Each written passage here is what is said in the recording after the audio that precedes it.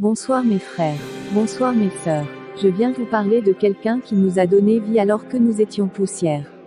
De cette personne qui a eu miséricorde de nous alors que nous avions utilisé son temple pour en faire un territoire d'immoralité.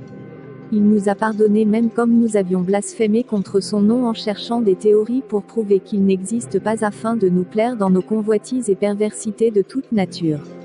On l'a frappé comme un voleur alors qu'il prenait tous ses coups pour sauver les brigands, les voleurs et les détourneurs des biens, des kidnappeurs que nous étions. Il s'est saoulé des coups de fouet, des injures de toute nature parce qu'il voulait nous sauver des gens qui nous oppressent et nous pousser à croire qu'ils sont meilleurs que nous et rien de bon ne peut venir de nous. Il a abandonné son trône de gloire pour souffrir juste pour que nous sortions de nos misères émotionnelles, de la pauvreté, de la dépression, des addictions et tout ce que le diable a établi pour voler, tuer et détruire. Pendant que on versait les sangs innocents, nous violons nos sœurs, méprisant nos pères et mères, la loi de son côté nous avait déjà condamnés à une mort éternelle. Aucun amour n'est comparable à celui de l'alpha et l'oméga, le commencement et la fin. Il s'est laissé cracher dessus, humilié, torturé, crucifié à la croix pour nous sauver.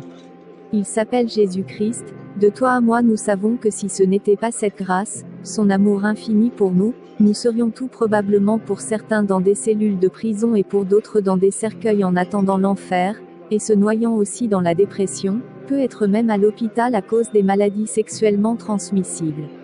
Mes frères, mes sœurs, venons à Jésus-Christ aujourd'hui.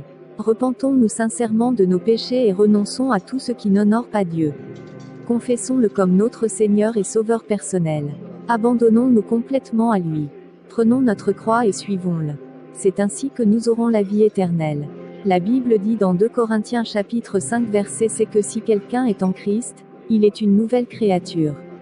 Les choses anciennes sont passées, voici, toutes choses sont devenues nouvelles. Venons à Christ et il nous donnera une nouvelle identité. Venons à Jésus-Christ, nous qui sommes chargés et fatigués, il nous donnera du repos.